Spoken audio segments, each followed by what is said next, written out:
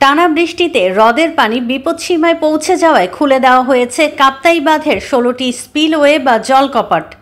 রোববার ২৫ আগস্ট সকাল ৮:৩০টায় বাঁধের ১৬টি স্পিলওয়ে ৬ ইঞ্চি করে খুলে দেওয়া হয়েছে। এতে প্রতি সেকেন্ডে ৯,০০০ কিউসেক পানি নদীতে নিষ্কাশিত হচ্ছে। কর্ণফুলী পানি বিদ্যুৎ কেন্দ্রের ব্যবস্থাপক তত্ত্বাবধায়ক প্রকৌশলী ATM আব্দুজ্জাহ বিষয়টি নিশ্চিত করেছেন। তিনি বলেন, হ্রদের পানি বিপদসীমায় পৌঁছে যাওয়ায় জলকপাট খুলে দেওয়া হয়েছে। যে পরিমাণে পানি ছাড়া হয়েছে তাতে লোকালয়ে কোনো প্রভাব পড়বে না। এ বিষয়ে কাউকে আতঙ্কিত না হতে অনুরোধ জানিয়েছেন তিনি।